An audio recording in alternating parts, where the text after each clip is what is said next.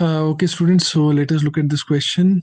P, Q, and R be three natural numbers.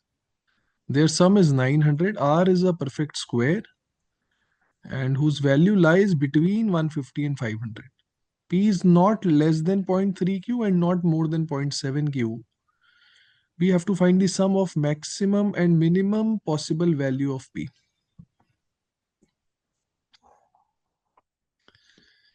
तो एक बार given information लिख लेते हैं यार. P Q R natural number है और P plus Q plus R is 900. R we know is a perfect square. P की यार मिनिमम वैल्यू की अगर बात करें, P minimum is 0.3 times Q and maximum value of P is 0.7 Q. हमें यार मैक्सिमम और मिनिमम वैल्यू जो पी की है उसका सम निकालना है. ठीक है, तो पहले कोशिश करते हैं कि we'll try to find out the let's say minimum value of P. तो अगर मुझे पी की मिनिमम वैल्यू निकालनी तो मेरा एम क्या होना चाहिए? पहले तो यार मैं आर को ज्यादा से ज्यादा रखूंगा क्योंकि मुझे पी को मिनिमाइज करना है. अब आर को ज्यादा से ज्यादा रखना है, हमें पता है आर एक परफेक्ट स्क्वायर है. तो अब हम देखेंगे 150 और 500 के बीच में सबसे बड़ा परफेक्ट स्क्वायर कौन सा है? That is 484. तो पहले मैंने आर को 484 पुट कर दिया. So let me write down here. If I put R is equal to 484, so students from here I can say P plus Q will be equal to 900 minus 484. Okay, so this comes out to be students 416. ठीक है, क्योंकि मुझे P को minimise करना है तो मैंने पहले क्या किया, मैंने R को मैक्सिमम वैल्यू दे दी. तो R मैक्सिमम 484 हो सकता है. P प्लस क्यू आ गया 416. देखिए मुझे P की मिनिमम वैल्यू निकालनी है. ठीक है, और मुझे पता है P minimum is equal to 0.3 times Q. तो P की जगह मैं पुट कर दूंगा 0.3 Q. So I get 0.3 Q plus Q is equal to 416, which means Q is equal to 416 divided by 1.3. Okay, students, so I hope all of you can calculate this now. 13 into 3 is 39. We'll be left with 226. 13 into 2 is 26. So 320 आ जाएगी यार Q की value. अब देखिए Q की value 320 आ गई है. P minimum कितना है? 0.3 Q है. तो P minimum will be equal to 0.3 times Q, मतलब 0.3 into 320. So that is 32 into 3, which is 96. तो देखिए अभी ये मेरे पास P की मिनिमम वैल्यू आ गई. अब ऐसे ही मुझे P की मैक्सिमम वैल्यू निकालनी है तो पहले मैं R को मिनिमम रखूंगा. अब R मिनिमम कितना हो सकता है? तो 150 से जस्ट बड़ा कौन सा परफेक्ट स्क्वायर है? That is 169. तो पहले मैंने R को 169 पुट कर दिया क्योंकि मुझे P की मैक्सिमम वैल्यू चाहिए. तो यहां से यार मैं P प्लस क्यू निकाल सकता हूं. So P plus Q will be 900 minus 169, which comes out to be 731. Mind you मुझे P की मैक्सिमम वैल्यू निकालनी. P मैक्सिमम है 0.7 क्यू के बराबर. So I will put 0.7 Q in place of P. 0.7 Q plus Q is equal to 731. We'll get Q as 731 by 1.7. Now students, 17 into 4 is 68. We'll be left with 551. 17 into 3 is 51. We'll get 0 as well. So 430 आ जाएगी Q की value. लेकिन याद रहे हमें maximum P की value निकालनी which is 0.7 Q. So P maximum students will be 0.7 into 430, and this is 43 into 7. So that is 280 and 21, 301. Maximum और minimum का सम निकालना है तो मेरा आंसर कितना हो जाएगा? 301 plus 96, 397 will be the correct answer. I hope this question is clear to all of you. Okay, students, so let us look at this question. Average salary of 5 managers and 25 engineers in a company is 60,000 rupees. If each of the managers received 20% salary increase while the salary of the engineers remain unchanged, the average salary of all 30 employees would have increased by 5%. Average salary in rupees of the engineers is. ये काफी easy question था ये averages का. Generally averages से अगर आप देखें जो पास्ट ईयर कैट क्वेश्चंस हैं वो थोड़े टफ आए हैं. सो ये रिलेटिवली आसान था क्वेश्चन, किया जा सकता था एग्जाम में. चलिए मान लेते हैं कि जो मैनेजर्स की एवरेज सैलरी है उसको मैंने एम मान लिया और 25 इंजीनियर्स की जो एवरेज सैलरी है उसको मैंने ई मान लिया. ओके, सो कहने से मैनेजर्स की सैलरी का जो टोटल होगा that would be 5 times M, क्योंकि मैंने एवरेज को एम लिया है और 5 लोग हैं तो टोटल हो जाएगा 5 एम. सिमिलरली स्टूडेंट्स, इंजीनियर्स की सैलरी का जो टोटल होगा दैट वुड बी 25 टाइम्स ई. तो 5m plus 25e, this is the total of all 30 people. Okay, this is the total of all 30 people. अब ये जो 30 लोग हैं इनकी जो एवरेज है, 30 लोगों की एवरेज हमें गिवन है 60,000. So the total would B 60,000 into 30 students. Now 60,000 into 30, so we can say 18 lakhs. So 18 lakhs लिखना आप lakhs में लिख लें या let's write it completely. So 1800, 18,000, 1,80,000 and 18 lakhs. तो 5 मैनेजर और 25 इंजीनियर्स का टोटल आ गया हमारे पास 18 lakh. Now each of the managers received 20% salary increase. तो अब देखें हर एक मैनेजर की सैलरी अगर 20% बढ़ रही है, राइट, तो I can say that the average which was M, है ना, जो एवरेज एम थी वो भी 20% से बढ़ जाएगी, क्योंकि अगर सबकी सैलरी 20% से बढ़ रही है तो एवरेज भी 20% से बढ़ रही है. So the new average students will now be 1.2 M, है ना, 1.2 एम नई एवरेज होगी. तो मैनेजर्स का अब टोटल कितना हो जाएगा, 5 managers and now their new average is 1.2 times M. तो यार ये मैनेजर्स की सैलरी का टोटल है और हमें गिवन है कि इंजीनियर्स की सैलरी में कोई चेंज नहीं है. So the total is still 25 times E and it is given students the average salary of all 30 employees would have increase by 5%. तो अब जो टोटल है इनका, राइट, वो भी 5% से बढ़ जाएगा, क्योंकि एवरेज अगर 5% से बढ़ रही है तो टोटल भी 5% से बढ़ जाएगा. So the new total would be 18 lakh plus 5% of 18 lakhs. तो 5% यार अगर आप 18 लैक्स का निकालें, right, so that comes out to be 90,000. So 18 lakhs 90,000. Now let's subtract it. So you can see 25e gets cancelled. अगर मैं सेकंड वाली इक्वेशन में से फर्स्ट वाली इक्वेशन को माइनस कर दूं, 5 into 1.2m students, this is 6m, है ना, ये 6m है अपने आप में. तो 6m में से 5m चला गया, we'll be left with m.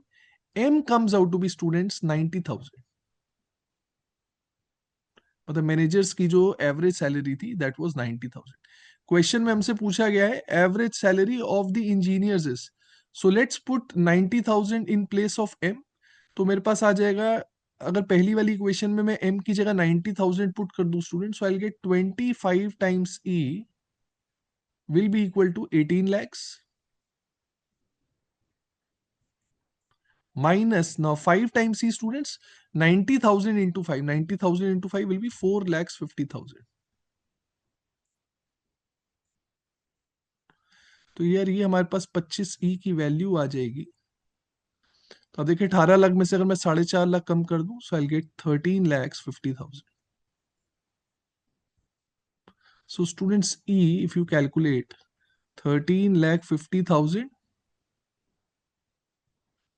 Divided by 25. देखिए अगर आप किसी चीज को 25 से डिवाइड कर रहे हैं ना, 25 का मतलब क्या हो गया, 100/4 भी मैं कह सकता हूँ. So I can say divided by 25, that means into 4/100. मैं इस तरीके से भी लिख सकता हूँ just to make my calculation easy. So 0,0,0,0 gets cancelled. We'll get 13,500 into 4, which comes out to be 54,000. So students, option 3 is the correct answer. I hope this question is clear to all of you. Okay students, so let us look at this question.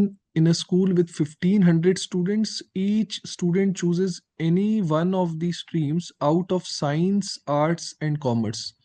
by paying a fee of rupees 1100, rupees 1000 and rupees 800 respectively. Total fee paid by all students is rupees 15 lakhs 50,000. Very important information. Number of science students is not more than the number of art students. We have to find the maximum possible number of science students. तो यार जो number of science students हैं, number of science students को मैंने S मान लिया, number of students in arts को ए मान लिया और number of students in commerce को सी मान लिया. तो यहां से हमारे पास पहली इक्वेशन आ जाएगी, S plus A plus C is the total number of students which is 1500. Now per student in science pays 1100 है ना, तो साइंस वाले स्टूडेंट्स ने जो पे किया होगा that would B 1100 S, because 1100 into the number of students, so 1100 s, this will be the total amount paid by the students in science. Similarly, 1000 into a and 800 into c. Now this is the total amount paid by all of them together, which is 15 lakhs 50,000.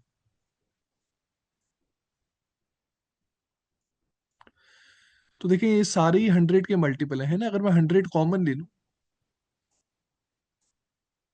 so 00 तो I can cancel out. I'll be left with 11s plus 10 times a plus 8c is equal to 15,500. तो अब देखिए मेरे पास दो equation है और हमें एक कंडीशन गिवन है which is related to science and the art students, कि number of students in science it is not more than the number of art students. मतलब ये बराबर भी हो सकते हैं या कम होंगे. So S is less than equal to A, S is less than equal to A.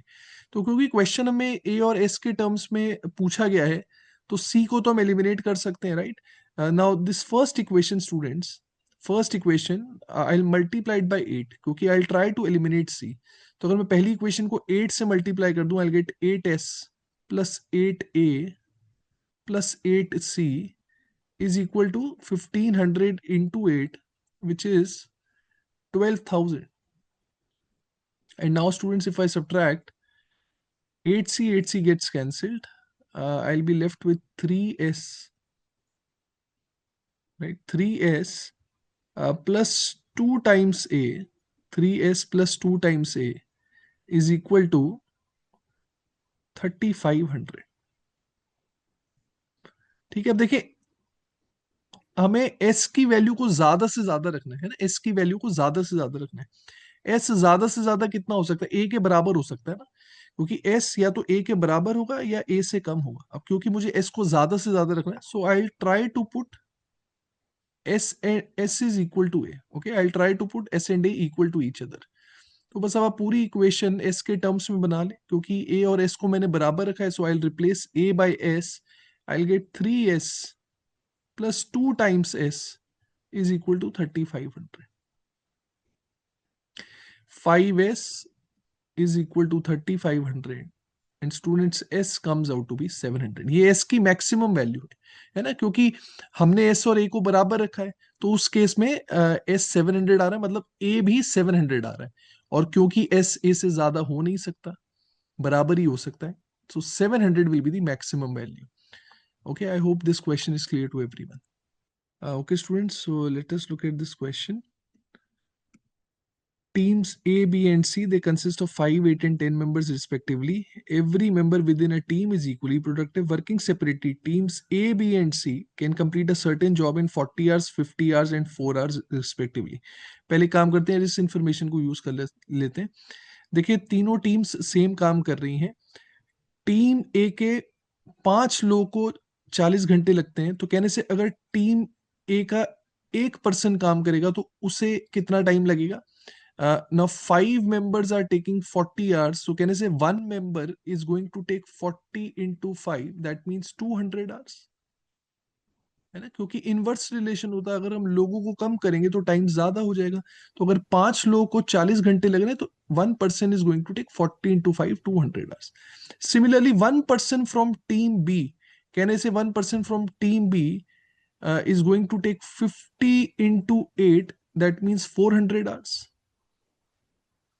Right? Same logic, 8 लोगों को अगर 50 घंटे लग रहे हैं तो एक बंदे को 50 × 8 400 hours. And 1 person from team C will take students 4 × 10 40 hours.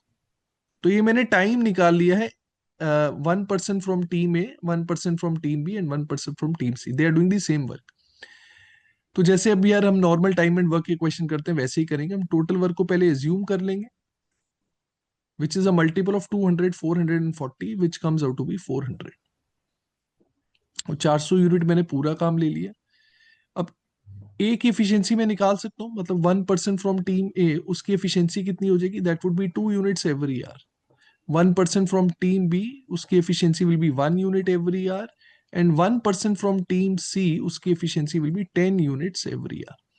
आगे देखिए, अब क्वेश्चन में हमें गिवन है 2 members from team A, 3 members from team B and 1 member from team C together start the job and the member from team C leaves after 23 hours. तो पहले देख लेते हैं कि 23 आवर्स में इन सब ने मिलकर कितना काम किया होगा.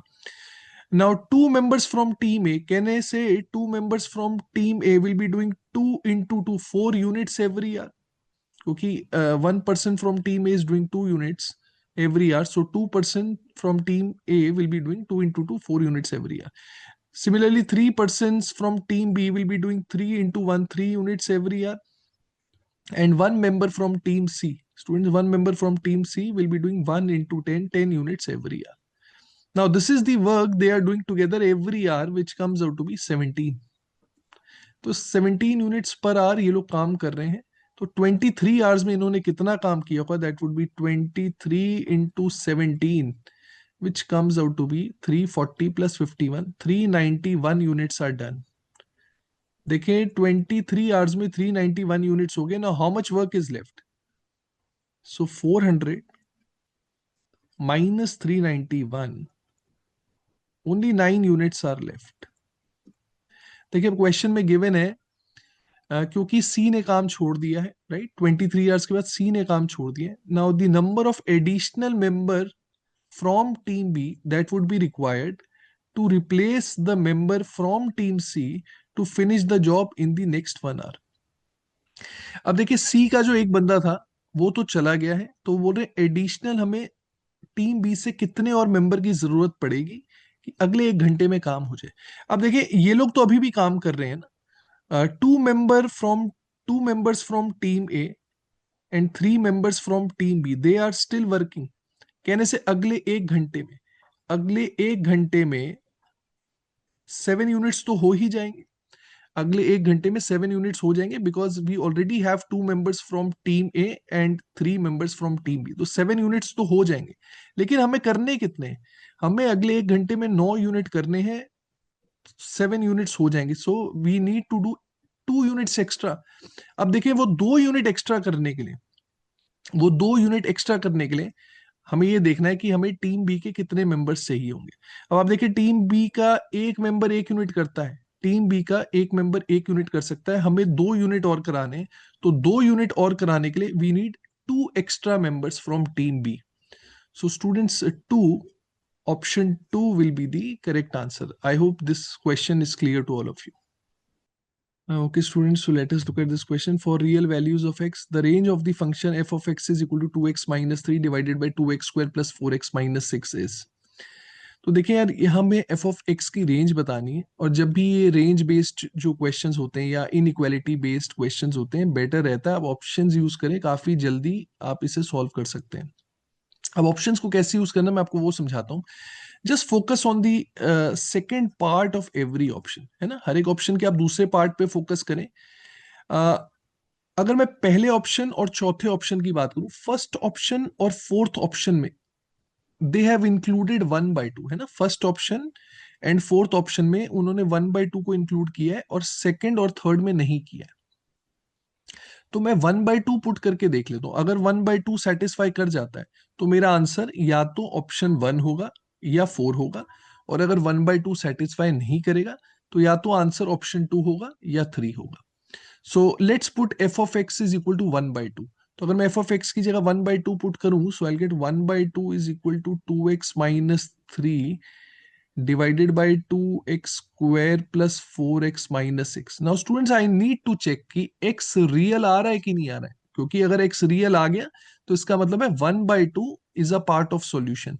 तो फिर मेरा आंसर या तो ऑप्शन 1 होगा या 4 होगा।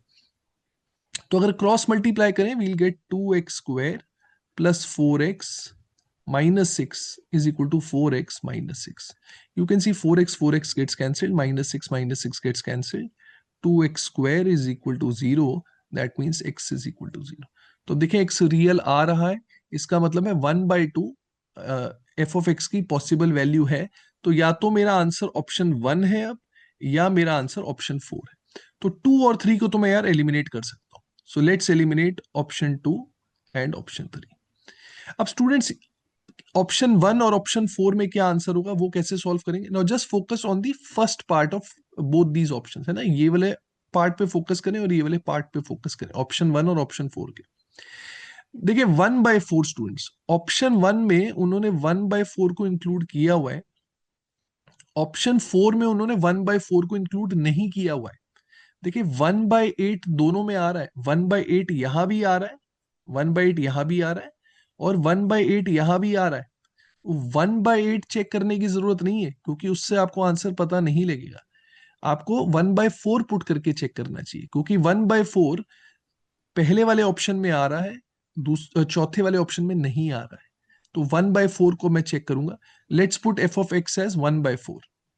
तो 2x-3 divided by 2x² plus 4x minus 6 is equal to 1/4. Now students, I need to check क्या x रियल आ रहा है कि नहीं आ रहा है। अगर x रियल आ रहा है, इसका मतलब 1/4 सेटिस्फाई कर रहा है, तो option 1 will be the correct answer.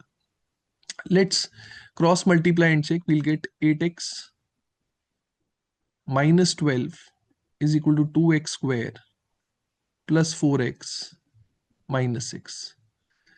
So students, from here we'll get 2x square minus of 4x and 12 minus 6 students plus 6 is equal to 0। 2 से डिवाइड कर देता हूं, we'll get x square minus 2x plus 3 is equal to 0। अब क्या x real आ रहा है? आप discriminant से चेक कर सकते हैं। B square minus 4ac students, अगर बी स्क्वायर माइनस 4ac में निकालूं, सो -2 का square, okay, B square minus 4ac, so 4 into 1 into 3. And now students, if you calculate this comes out to be 4 minus 12 minus of 8 आ रहा है। अब discriminant अगर -8 आ रहा है, इसका क्या मतलब है कि x रियल नहीं है स्टूडेंट्स, x रियल नहीं है। सो 1/4 is not a part of solution, so I can eliminate option 1 as well. So what will be my answer? Option 4th. Option 4th will be the correct answer. I hope ये question आप सबको clear है। Okay students, so the question is in triangle ABC, AB is equal to AC is equal to 12. D is a point on BC such that AD is equal to 8 if AD is extended to a point E such that angle ACB is equal to angle AEB, then the length in centimeter of AE is. पहले figure बना लेते हैं। AB is equal to AC is equal to 12, मतलब ये isosceles triangle दिया हुआ है। So let's take this point to be A, this be B, and this be C. AB is 12, AC is 12, D is a point on BC such that AD is 8, है ना, ये 8 है। और further हमें given है AD is extended to a point E, AD is extended to a point E such that angle ACB is equal to angle AEB. तो E और B को भी ज्वाइन कर देते हैं यार, ठीक है, ये हमारा पॉइंट E हो गया।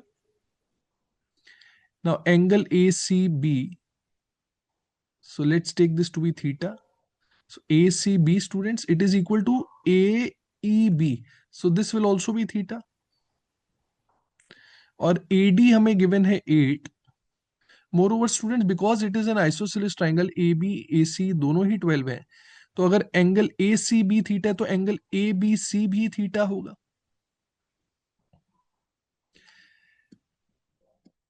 अब देखो इन्होंने एक एक एंगल बराबर दिया हुआ है ना, ACB और AEB बराबर दिया हुआ है।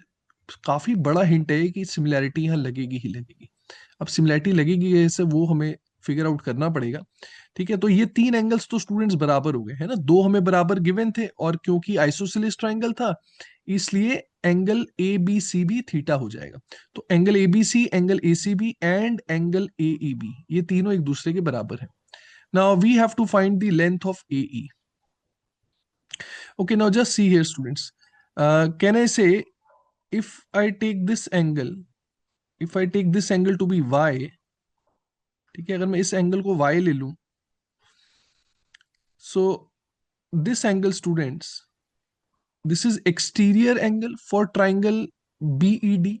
BED ट्राइंगल के लिए ये एक एक्सटीरियर एंगल है, राइट। और एक्सटीरियर एंगल क्या होता है? Sum of opposite interior angles.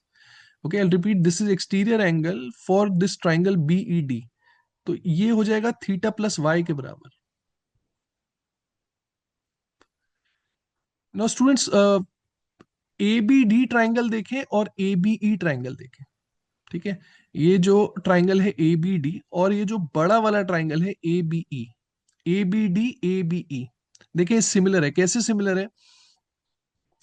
ABD triangle में स्टूडेंट्स, ABD ट्राइंगल में थीटा आ रहा है हमारे पास, ABD में थीटा आ रहा है, और ये जो ABE ट्राइंगल उसमें भी हमारे पास थीटा आ रहा है।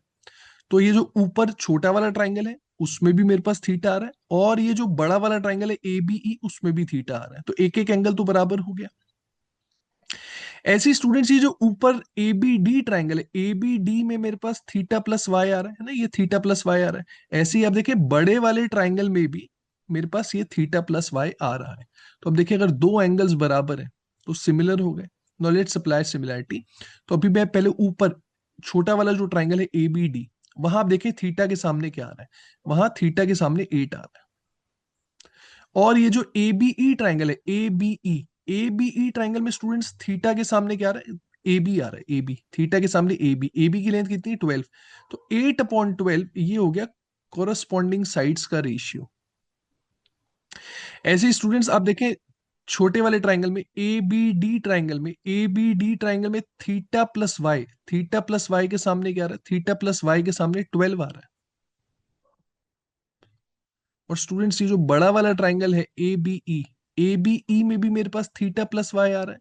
यहां देखिए थीटा प्लस वाई के सामने क्या आ रहा है? कंप्लीट लेंथ AE आ रही है। तो बस यही AE तो हमें निकालनी है, और कोरस्पॉन्डिंग साइड्स का रेशियो एक दूसरे के बराबर होता है। So students, finally my answer will be 12 into 12 by 8. Now 4 into 3 is 12, 4 into 2 is 8, 2 into 6 is 12. So AE students will be 18. Option 1 will be the correct answer. I hope ये question आप सबको clear है. Okay, students, so let us look at this question. Vessels A and B contain 60 liters of alcohol and 60 liters of water respectively. Certain volume is taken out from A and poured into B. After studying, the same volume is taken out from B and poured into A. If the resultant ratio of alcohol and water in A is 15:4, then the volume in liters initially taken out from A is. देखिए इस question को समझाने के लिए एक example ले लेते हैं पहले, कि अगर आपको ये कंसेप्ट पता है तो फिर आप इस क्वेश्चन को काफी जल्दी सॉल्व कर सकते थे। So just to explain you, I have taken random example. मान लेते हैं वेजल ए है, ये वेजल बी है। वेजल ए में सिर्फ एल्कोहल है, let's take it to be 120 litres. और वेजल बी में सिर्फ वाटर है, दैट इज ऑल्सो 120 लीटर्स। ठीक है, तो एक में सिर्फ एल्कोहल है, दूसरे में सिर्फ वाटर है, और दोनों की क्वांटिटी सेम होनी चाहिए, दोनों की क्वांटिटी सेम होनी चाहिए, वेरी इंपॉर्टेंट। अब मान लेते हैं वेजल ए से मैंने कुछ क्वांटिटी वेजल बी में ट्रांसफर कर दी, वेजल ए से कुछ क्वांटिटी वेजल बी में ट्रांसफर कर दी। Let's assume I transferred 40 litres. ठीक है, 40 लीटर मैंने ए से बी में ट्रांसफर कर दिए। तो कहने से बी में वाटर तो 120 था ही, अब एल्कोहल भी 40 हो जाएगा। ठीक है, अब एल्कोहल 40 हो गया, तो वाटर और एल्कोहल का रेशियो देखें कितना हो गया। वाटर और एल्कोहल का रेशियो बी में हो गया 3:1। Now student, same quantity I am taking out from B and put it into A. जितना हमने ए से बी में डाला था ना, उतना ही अब मैं बी से ए में डालूंगा। तो अब जब मैंने ए से बी में 40 ट्रांसफर किया, तो कहने से ए में जो एल्कोहल बचा है, ए में जो एल्कोहल बचा होगा दैट वुड बी 80। अब मैं बी से ए में 40 ट्रांसफर कर रहा हूं। अब आप सबको पता ही है कि बी से ए जब मैं 40 लीटर्स ट्रांसफर करूंगा तो वो 40 लीटर्स इसी रेशियो में जाएगा ना, 3:1 के रेशियो में, क्योंकि बी में जो वाटर और अल्कोहल का रेशियो वो 3:1 है। तो मैं जितनी भी क्वांटिटी बाहर निकालूंगा वो 3 और 1 के रेशियो में बाहर आएगी। तो 3:1 के रेशियो में अगर मैं 40 को डिवाइड करूं तो कहने से अल्कोहल 10 आ जाएगा और वाटर 30 आ जाएगा। तो अब आप देखें वेजल ए में, वेजल ए में वाटर और अल्कोहल का रेशियो कितना हो गया? वेजल ए में वाटर और अल्कोहल का रेशियो हो गया वाटर 30, अल्कोहल 90, रेशियो इज 1:3। तो ये बहुत ही इंपॉर्टेंट रिजल्ट है, आप इसे याद रखें। जितनी क्वांटिटी हमने ए से बी में डाली, अगर उतनी ही क्वांटिटी मैं बी से ए में डालूंगा, याद रहे क्वांटिटी सेम होनी चाहिए, तो फिर यार वाटर और अल्कोहल का जो रेशियो आएगा दोनों वेजल्स में वो रिवर्स आएगा, रेसिप्रोकल आएगा। तो यहां देखें वाटर और अल्कोहल का रेशियो कितना आ रहा है? 1:3। तो बी में जो वाटर और अल्कोहल का रेशियो आएगा दैट वुड बी 3:1। लेकिन ये कब होगा? जितनी क्वांटिटी हमने ए से बी में डाली है उतनी ही क्वांटिटी अगर मैं बी से ए में डालूंगा तो फिर दोनों जगह है रेशियो वो एक दूसरे का रेसिप्रोकल हो जाएगा। तो वाटर अल्कोहल का रेशियो पहले वाले में 1:3 है, दूसरे वाले में 3:1 है। Ratio will be reciprocal. अब अगर आपको ये समझ में आ गया तो इस क्वेश्चन को आप बहुत जल्दी सॉल्व कर सकते थे। Now let's come to the question. So vessel A, vessel B, they contain 60 litres of alcohol, 60 litres of water, है ना? तो जैसे मैंने 120 लिया था, यहाँ 60 दिया हुआ है। So this is A, this is vessel B, यहाँ अल्कोहल है 60 और यहाँ वाटर है 60। तो अब देखिए कुछ क्वांटिटी हमने ए से बी में डाली, कुछ क्वांटिटी हमने ए से बी में डाली, और यही क्वांटिटी हमें निकालनी है कि हमने ए से बी में कितनी क्वांटिटी डाली। After stirring the same volume is taken out from B and poured into A.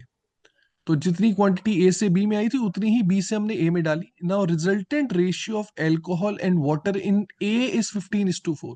तो वो कह रहे हैं कि फाइनली, फाइनली ए में, वेजल ए में एल्कोहल और वाटर का रेशियो 15:4 हो गया। तो कहने से इसका मतलब है कि वेजल बी में, वेजल बी में जो एल्कोहल और वाटर का रेशियो होगा that would B students reverse of this, मतलब 4:15।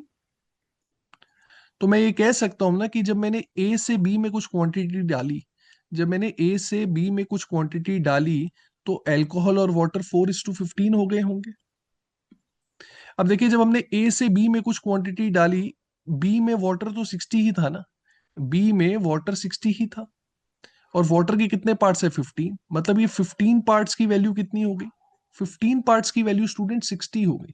तो अगर 15 पार्ट्स की वैल्यू 60 हो गई तो कहने से मैं अल्कोहल की वैल्यू निकाल सकता हूँ। 1 पार्ट इज 4, 15 इंटू 4 इज 60। तो अल्कोहल कितना हो गया? 4 इंटू 4 दैट मीन 16। तो इसका मतलब है कि जब हमने ए से बी में कुछ क्वांटिटी डाली तो अल्कोहल 16 हो गया। तो यही तो हमसे पूछा है कि कितना अल्कोहल डाला है। सो 16 students will be the correct answer. I hope this concept and this question is clear to all of you. Okay, students, so let us look at this question. In a class of 150 students, 75 students chose physics, 111 students chose mathematics, and 40 students chose chemistry. All students chose at least one of the three subjects, and at least one student chose all three subjects. Number of students who chose both physics and chemistry is equal to the number of students who chose both chemistry and mathematics. This is half the number of students who chose both physics and mathematics. Maximum possible number of students who chose physics but not mathematics is. तो it is based on three set Venn diagram. पहले figure बना लेते हैं. So this is three set Venn diagram.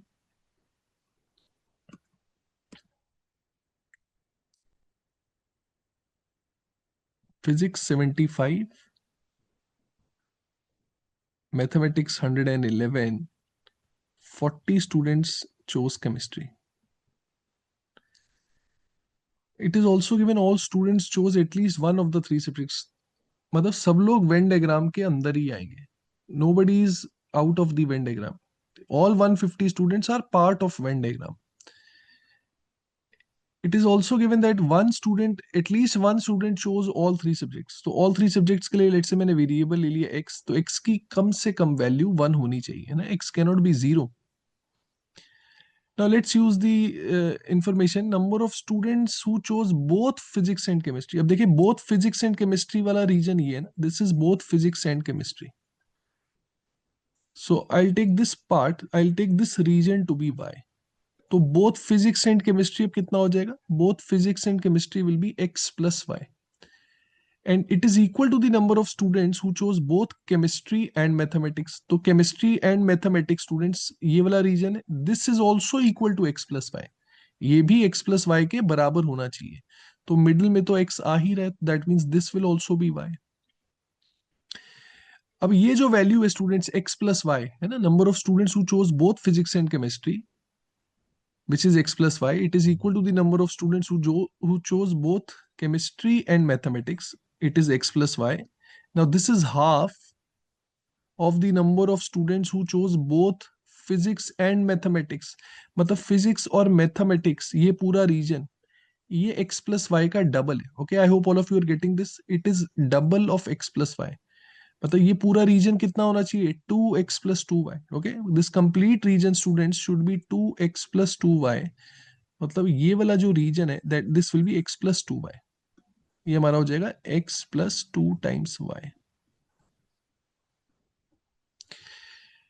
बस इतनी ही information हमें given है. Now we have to find maximum possible number of students who chose physics, who chose physics but not mathematics. So basically students we are looking for this region, ये वाला reason और ये वाला reason, इसको हमें maximise करना है. ठीक है, आई होप मेरी बात सबको समझ में आ रही है, इसको हमें मैक्सिमाइज करना है. मतलब फिजिक्स वाले लेने हैं और उसमें मैथ्स वाले नहीं आने चाहिए. एक चीज याद रखनी, वेन डायग्राम का टोटल 150 है, इससे नहीं बोलना, वेन डायग्राम का टोटल 150 है. तो स्टूडेंट्स कहने से मैथमेटिक्स पूरा पूरा सर्कल मैथमेटिक्स अपने आप में 111 है ना, ये अपने आप में 111 है.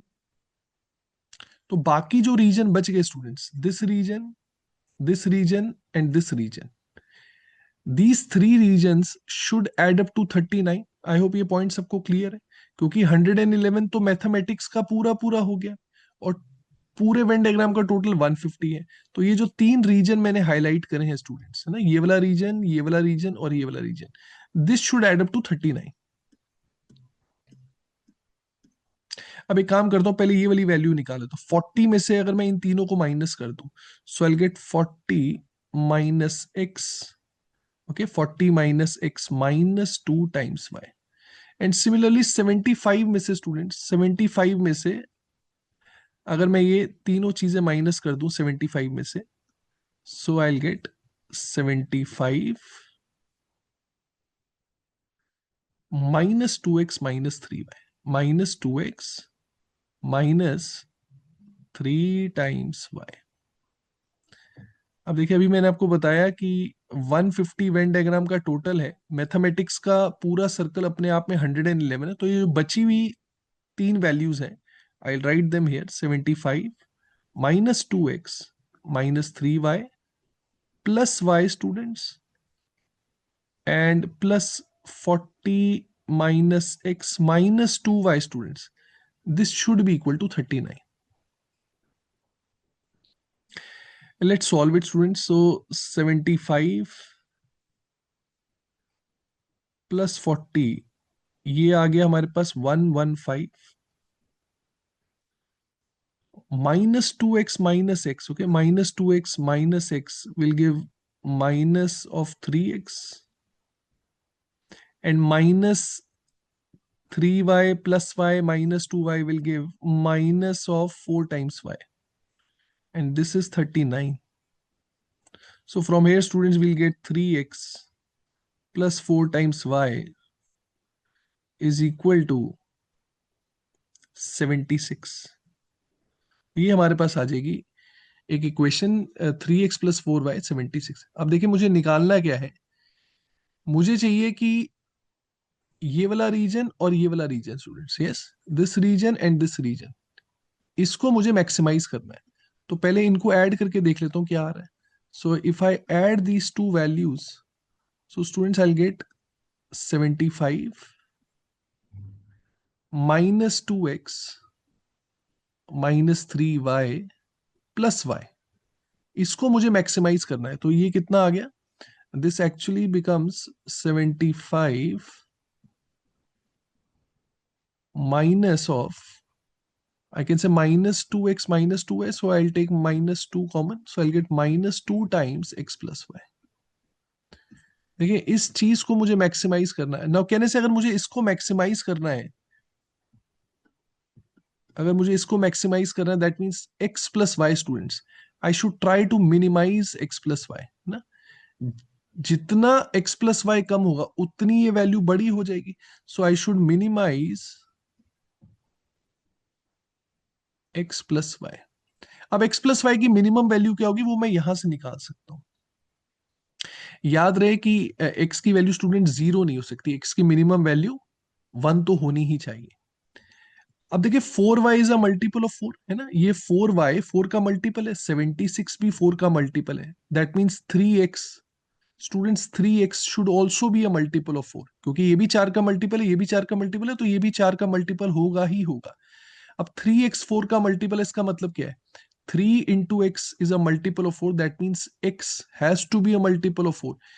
अब x की मिनिमम वैल्यू कितनी हो जाएगी, x की मिनिमम वैल्यू स्टूडेंट्स 4 हो जाएगी। अब अगर x की वैल्यू 4 है, मैं यहां से y की वैल्यू निकाल सकता हूं। So 76 -12 will be 64, y comes out to be 60। अब देखिए मैंने एक सॉल्यूशन निकाला है, ठीक है, याद रहे मेरा एम क्या है, I have to minimize x plus y. यहां से अगर मैं x प्लस वाई की वैल्यू निकालूं तो कितनी आ रही है, x plus y is coming out to be 20। Now let's check the next case. कहने से अब हमें पता है कि x बढ़ेगा, अगर x बढ़ेगा तो y के कोफिशिएंट से बढ़ेगा, और y कम होगा तो x के कोफिशिएंट से कम होगा।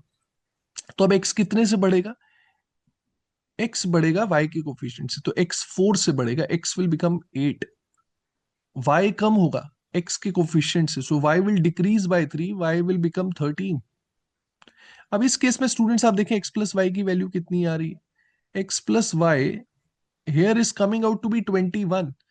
तो आप चाहे तो एक केस और चेक कर लें, आपको पता लगेगा कि x प्लस वाई की मिनिमम वैल्यू 20 ही आएगी। Let's take one more case, x will increase by 4, x will become 12, y will decrease by 3, y will become 10, x 12, y 10, and now students x plus y, this is coming out to be 22। याद रहे मेरा aim था x plus Y को minimise करना, तो x plus Y की minimum value students आ गई है 20। So I put 20 here and I get my answer. So maximum value जो मुझे निकालनी थी, number of students who chose physics but not mathematics is, so maximum value will be 75 minus 40, 35, option 2 will be the correct answer। I hope ये question आप सबको clear है। Okay, students, so let us look at this question. Ankita walks from A to C through B and runs back through the same route at a speed that is 40% more than her walking speed. She takes exactly 3 hours 30 minutes to walk from B to C as well as to run from B to A. Total time in minutes she would take to walk from A to B and run from B to C। पहले figure बना लेते हैं, थोड़ा better समझ में आएगा आप लोगों को। So Ankita walks from A to C through B। Very important information, running की स्पीड वॉकिंग की स्पीड से 40% ज्यादा है, ठीक है। It is given she takes exactly 3 hours 30 minutes to walk from B to C. ये बी टू सी वॉक करने के लिए she takes 3 hours 30 minutes, which I can say 7/2 hours, and she also takes 3 hours 30 minutes to run from B to A. हाँ, तो B to ए अगर run करेगी तो उसके लिए भी 7/2 hours लग रहे हैं। तो बेसिकली आप देखिए बी से सी जाने के लिए भी 7/2 hours लग रहे हैं, और ए से बी के लिए भी 7/2 आवर्स लग रहे हैं। टाइम सेम है स्टूडेंट्स। और आप सबको पता ही है कि अगर टाइम सेम होता है तो क्या होता है, जो स्पीड का रेशियो वही डिस्टेंस का रेशियो। ना कहने से स्पीड का रेशियो जो है दैट इज 1.4:1, क्योंकि गिवन है हमें क्वेश्चन में कि जो रनिंग की स्पीड है, जो यहाँ की स्पीड है स्टूडेंट्स, इस केस में क्योंकि यहाँ रन कर रही है, जो रनिंग की स्पीड है वो वॉकिंग की स्पीड से 40% ज्यादा है। तो अगर स्पीड 40% ज्यादा है, राइट, तो कहने से डिस्टेंस भी 40% ज्यादा होगा, क्योंकि जब टाइम सेम होता है तो स्पीड और डिस्टेंस डायरेक्टली रिलेटेड होते हैं। ठीक है, तो अगर स्पीड रनिंग की 1.4 टाइम्स है वॉकिंग की स्पीड से, तो डिस्टेंस जो होगा वो भी 1.4 टाइम्स होगा। तो यहाँ का जो डिस्टेंस है, अगर बी टू सी का डिस्टेंस अगर मैं एक्स मान लूं, तो ए टू बी का जो डिस्टेंस होगा that will B 1.4 times, will be 1.4x। I hope ये बात आप सबको समझ में आ रही है। ऐसा क्यों हो रहा है, क्योंकि टाइम सेम है, और जब टाइम सेम होता है स्टूडेंट्स तो स्पीड और डिस्टेंस डायरेक्टली रिलेटेड होते हैं। रनिंग की स्पीड वॉकिंग की स्पीड से 40% ज्यादा है, इसलिए डिस्टेंस भी जो होगा वो 40% ज्यादा होगा। तो मैंने बी टू सी के डिस्टेंस को एक्स ले लिया, ए टू बी का distance will be 1.4x। Now students the question is total time in minutes she would take to walk from A to B and run from B to C. अब अगर वो ए to B walk करेगी और B to C run करेगी तो उसे कितना time लगेगा, हमें ये बताना है। अब देखिए पहले ये निकालते ए टू बी वॉक के लिए कितना टाइम लगेगा। अब देखिए एक्स डिस्टेंस वॉक करने के लिए कितना टाइम लग रहा था, एक्स डिस्टेंस वॉक करने के लिए 7/2 आवर्स लग रहे थे। लेकिन स्टूडेंट्स अब जो डिस्टेंस उसने वॉक करना है दैट इज 1.4x। तो 1.4x वॉक करने के लिए कितना टाइम लगेगा, that will be 7/2 into 1.4, which comes out to be 4.9 hours. तो 4.9 आवर्स तो ए टू बी वॉक के लिए लगेगा। अब बी टू सी रन करना है। अब देखिए 1.4x रन करने के लिए पहले कितना टाइम लग रहा था, पहले 1.4x रन करने के लिए 7/2 आवर्स लगते थे।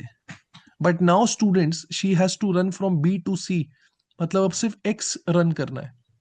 यूनिटरी मेथड, 1.4x के लिए 7/2 आवर्स, तो x डिस्टेंस के लिए कितना टाइम लगेगा, so that would B 7/2 and students further divided by 1.4. Okay, further divided by 1.4.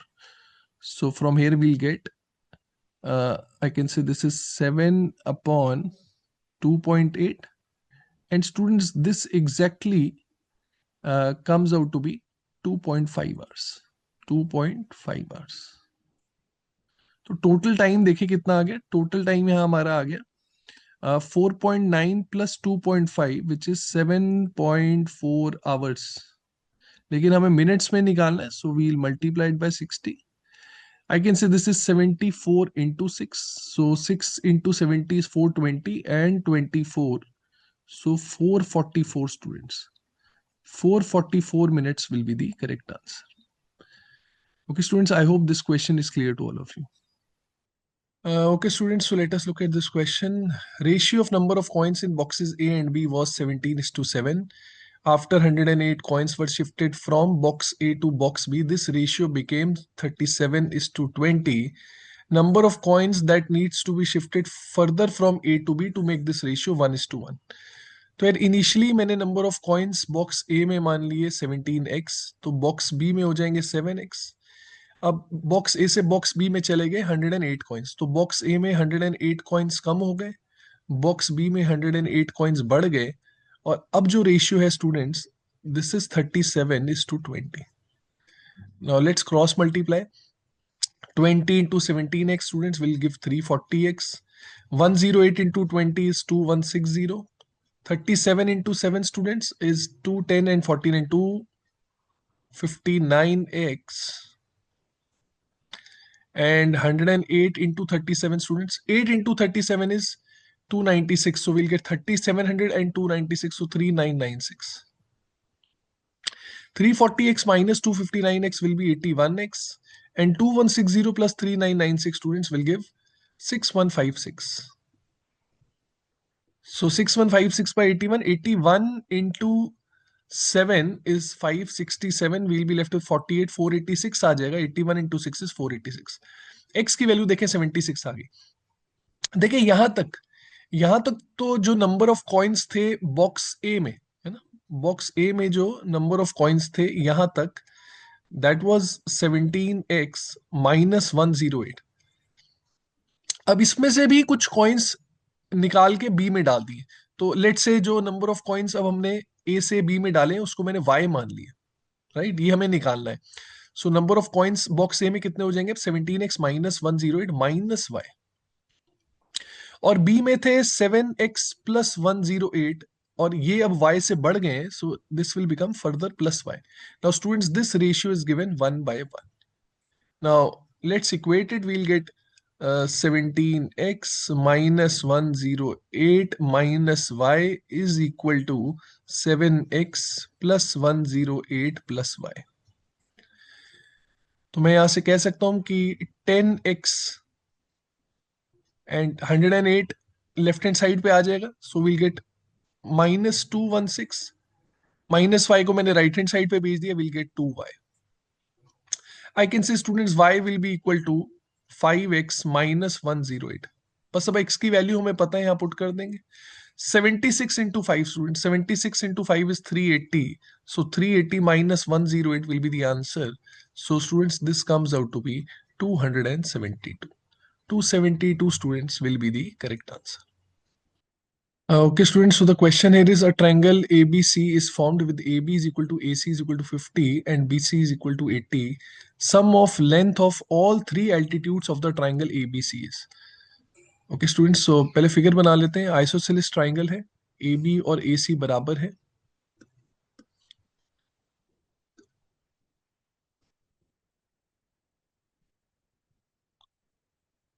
AB is 50, AC is 50 and BC is 80. जो तीन एल्टीट्यूड्स यहां बनेंगे उनका हमें सम निकालना है. अब देखें, जो अनइक्वल साइड है, जो थर्ड साइड है ना, उसका एल्टीट्यूड निकालना बहुत आसान है. क्योंकि हम सबको पता है कि जो आइसोसेलेस ट्राइंगल में अनइक्वल साइड पे अगर हम एल्टीट्यूड को बनाते हैं तो एल्टीट्यूड क्या हो जाता है, वो एल्टीट्यूड जो हमारा वो मीडियन भी हो जाता है. So this has to be the mid point. And students, if this is mid point तो कहने से ये 40 हो जाएगा और ये भी 40 हो जाएगा. अब देखें, ये एल्टीट्यूड निकालना बहुत आसान है क्योंकि ये राइट एंगल ट्राइंगल बन गया, राइट, दो राइट एंगल ट्राइंगल है. तो अगर मैं इस राइट एंगल ट्राइंगल पे पाइथागोरस थ्योरम लगा दूं, है ना, और आप सबको ट्रिपलेट भी पता है 3 4 5, 3 4 5, so obviously this altitude students has to be 30. तो देखिए, एक एल्टीट्यूड तो मेरे पास आ गया. अब बाकी दोनों एल्टीट्यूड भी निकालने, मान लो मुझे ये वाला एल्टीट्यूड निकालना है. तो अब ये वाला एल्टीट्यूड स्टूडेंट्स मैं कैसे निकाल सकता हूँ? By equating areas.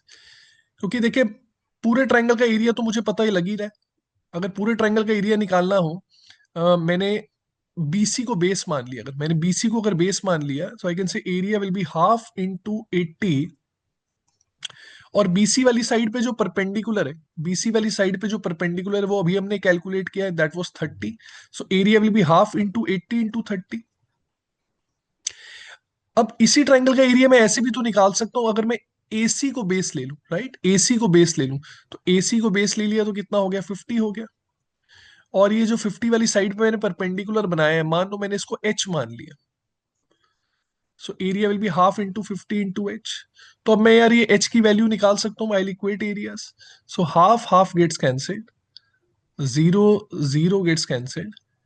5 into 16 is 80, 16 into 3 is 48. Height कितनी आ गई? 48 आ गई. तो अब देखिए, हाइट अगर 48 आ गई है तो ये जो बचा हुआ एल्टीट्यूड है, अब वो अगर मैं बनाऊंगा 50 वाली साइड पे, तो ये भी 48 ही आ जाएगा, है ना. क्योंकि ये वाली साइड भी तो सेम ही है, जितना AC था उतना ही AB भी है. So again this altitude students, the third altitude will also be equal to 48, है ना. तो ये भी 48 के बराबर आ जाएगा यूजिंग द सेम लॉजिक. तो तीनों एल्टीट्यूड्स का सम कितना आ गया? 48 plus 48 plus 30. So students answer will be 48 plus 48 is 96 plus 30. 126 will be the correct answer. Okay students, so let us look at this question. Sum of all possible real values of x for which log x square minus 9 with base x minus 3 is equal to log x plus 1 with base x minus 3 plus 2. देखिए x square minus 9 को मैं split कर सकता हूँ x minus 3 x plus 3 में, right, using the formula a square minus B square. So we'll get log of x minus 3 into x plus 3, और यहाँ base है x minus 3, and this is equal to log of x plus 1 with base x minus 3 and plus 2. Now students, applying that property, log AB is log A plus log B, है ना. Log AB is log A plus log B, so we'll get log of x minus 3 plus log of x plus 3, और दोनों जगह जो base आएगा that will be x minus 3, and this is equal to log of x plus 1 with base x minus 3 plus 2. देखिए ये part तो one हो जाएगा, बिकॉज अगर आर्ग्यूमेंट और बेस सेम होता है ना, log of a with base a is 1, so this comes out to be 1, so I can write it as log of, ये तो 1 हो गया, तो जो पार्ट बच गया स्टूडेंट्स उसको मैंने लिख लिया log x plus 3 with base x minus 3. ये वाला जो log राइट हैंड साइड पे, इसको मैं लेफ्ट हैंड साइड पे ले आया, so will get minus of log of x plus 1 with base x minus 3. Right hand side में स्टूडेंट्स हमारे पास आ जाएगा 2 minus 1, that is 1. Now we'll apply that property, log a minus log b is log a upon b, so we'll get log of x plus 3 by log of x plus 3 by x plus 1, और इसका base क्या है students, base is x minus 3, and this is equal to 1. अब ये main definition लगाएंगे, log a base b is equal to x, so a is equal to b power x, है ना. यहां मैं लिख देता हूं log of a with base b is equal to x, that means a is equal to b power x. तो मैं कह सकता हूं यहां से कि x plus 3 by X plus 1 students, it will be equal to x minus 3 की power 1, that means this will be equal to x minus 3. And now let's cross multiply, so इधर लिख देता हूं यार, तो हमारे पास आ जाएगा x plus 3 is equal to, now x plus 1 into x minus 3 will be x का square minus 2x minus 3, and this will give x square minus 3x minus 6 is equal to 0. अब देखिए हमारे पास एक क्वाड्रेटिक आ गई है और हमसे पूछा है sum of possible values of x. ठीक है, तो क्योंकि हमें x की पॉसिबल वैल्यूज का सम निकालना था, तो कई लोगों ने क्या किया, डायरेक्टली सम ऑफ रूट्स का फॉर्मूला लगा दिया, है ना. तो जब सम ऑफ रूट्स का फॉर्मूला लगाया तो लोगों का आंसर क्या गया, माइनस ऑफ बी बाय, है ना. तो माइनस ऑफ बी बाय जब हम करेंगे तो क्या आ जाएगा, minus of minus 3, that would give 3. तो कई लोगों ने 3 मार्क कर दिया, बट दैट इज इनकरेक्ट, क्योंकि देखिए आप लोगों को याद रखना है कि अब जो भी वैल्यूज यहां से एक्स की आएंगी, हमें वो ऊपर पुट करके चेक करनी चाहिए कि बेस हमारा नेगेटिव तो नहीं हो रहा है, या आर्ग्यूमेंट हमारा नेगेटिव तो नहीं हो रहा है ना. जो मेन इक्वेशन है वहां हमें चेक करना चाहिए, base should be greater than 0, argument should be greater than 0, तो इस चीजों को ध्यान रखना पड़ेगा. अब यहां से मैं रूट्स निकालने का फॉर्मूला अप्लाई करूं, so will get minus of B मतलब minus of minus 3, that would be 3, plus minus B square minus 4ac, B square minus 4ac minus B plus minus root के अंदर बी स्क्वायर माइनस 4ac हम करेंगे तो कितना आ जाएगा, 9 minus 4 into 1 into minus 6, so that would B plus 24 and divided by 2. तो देखिए यहां से मेरे पास दो रूट्स आ गए, एक आ गया 3 plus root 33, 3 plus root 33 divided by 2, और दूसरी वैल्यू एक्स की आ रही है 3 minus root 33 by 2. Students just see here, 3 minus root 33 by 2, ये वाली जो वैल्यू है ये अपने आप में नेगेटिव है ना, ये वैल्यू अपने आप में तो नेगेटिव है. तो अगर आप x नेगेटिव पुट करेंगे मेन इक्वेशन में आप देखें बेस हमारा है x-3, तो अगर x नेगेटिव है तो x-3 भी डेफिनेटली नेगेटिव होगा, तो दैट मीन्स हमारा बेस नेगेटिव हो जाएगा। So this students is not valid, तो ये वाली वैल्यू हमें एक्सक्लूड करनी पड़ेगी। तो फाइनली मेरा आंसर क्या होगा, 3 + √33/2। So option fourth will be the correct answer. I hope ये क्वेश्चन आप सबको क्लियर है। Okay, students, let us look at this question. If x square plus 1 by x square is 25, x is positive, we have to find the value of x power 7 plus 1 upon x power 7. देखिए x power 7 plus 1 upon x power 7 निकालना है, तो पहले हमें निकालना चाहिए x power 4 plus 1 upon x power 4, and then we should calculate x cube plus 1 upon x cube, और हमें दोनों को मल्टीप्लाई कर देना चाहिए, then only we are going to get x power 7 plus 1 upon x power 7. So first let us try to calculate x power 4 plus 1 upon x power 4. वो तो easily calculate कर सकते हैं। X square plus 1 upon x square हमें given है, which is 25।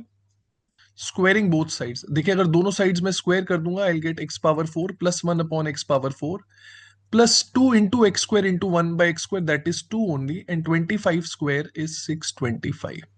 So we'll get x power 4 plus 1 upon x power 4 is equal to 623. Now let's try to calculate x cube plus 1 upon x cube. अब देखें x cube plus 1 upon x cube अगर निकालना है तो पहले मुझे x plus 1 by x निकालना पड़ेगा। तो x plus 1 by x मुझे चाहिए, और मुझे गिवन है x square plus 1 upon x square. x plus 1 by x का स्टूडेंट्स अगर मैं स्क्वायर कर दूं, x प्लस 1 बाय x का अगर मैं स्क्वायर कर दूं, so I get x square plus 1 upon x square plus 2 into x into 1 by x, that is plus 2 only. अब देखिए x square plus 1 by x square given है 25 है, so x plus 1 by x का whole square, this comes out to be 27। तो x plus 1 by x कितना आ जाएगा students, √27। याद रहे माइनस ऑफ √27 नहीं ले सकते, क्योंकि क्वेश्चन में गिवन है x पॉजिटिव है, तो x plus 1 by x positive होना चाहिए, तो √27। मुझे चाहिए x cube plus 1 by x cube, so cubing both sides है ना, दोनों साइड स्टूडेंट्स मैंने क्यूब कर दिया। नाउ एक बार इसको सिंप्लीफाई कर लेते, this is 3 times √3।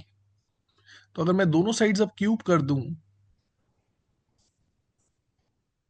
a plus b का होल क्यूब का फॉर्मूला लगाऊंगा तो क्या आ जाएगा, x cube plus 1 by x cube plus 3 into x into 1 by x into x plus 1 by x, and this is students equal to 3 √3 का cube, which is 81 times √3। अब देखिए x प्लस 1 बाय एक्स की जगह मैंने यहां put कर दिया 3 √3, right, and 3 into x into 1 by x is 3 only, so we'll get x cube plus 1 upon x cube plus 3 into 3 √3 is 9 √3, and this is equal to 81 times √3. So students, from here we'll get x cube plus 1 upon x cube will be equal to 72 times √3. अब देखिए x cube plus 1 by x cube भी मेरे पास आ गया है। Now let's multiply both of them, ठीक है जी, इन दोनों को मल्टीप्लाई कर दूंगा। अब देखिए अगर दोनों को मल्टीप्लाई करूं, x power 4 plus 1 upon x power 4 into x cube plus 1 upon x cube, मैं यही लिख देता हूं। So this comes out to be x की power 7, x power 4 into 1 by x cube is x, 1 by x power 4 into x cube is 1 by x, and 1 by x power 4 into 1 by x cube is 1 by x की power 7। So I write down here x power 7 plus 1 upon x power 7, ये मुझे निकालना है। इसके साथ देखिए मेरे पास क्या आ रहा है, x plus 1 by x. No, x plus 1 by x students we have already calculated, x plus 1 by x हमने कैलकुलेट किया था, है ना, 3 √3। x plus 1 by x is 3 √3, so plus 3 √3,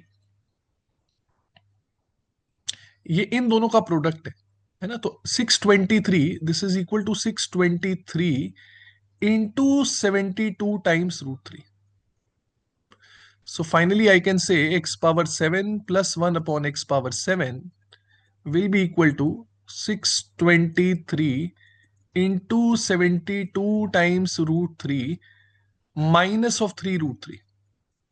देखिए पूरा कैलकुलेट करने की जरूरत नहीं है, अगर आप √3 को कॉमन ले लें अगर रूट थ्री को कॉमन ले ले तो रूट थ्री के साथ में क्या आ जाएगा मेरे पास, 623 इंटू 72 माइनस ऑफ थ्री ना। अब देखिए रूट थ्री तो सब में ही आ रहा है, रूट थ्री के साथ वाला डिजिट डिफरेंट है हर एक ऑप्शन में, तो वो मैं इजीली कैलकुलेट कर सकता हूँ यूनिट डिजिट के कंसेप्ट से। देखिए रूट थ्री तो आएगा ही आएगा। अब यहां पर यूनिट डिजिट क्या आएगा स्टूडेंट्स, वो हमें इजीली पता लग रहा है। 3 into 2 students, 3 into 2 is 6. So this particular number 623 into 72 will end with 6.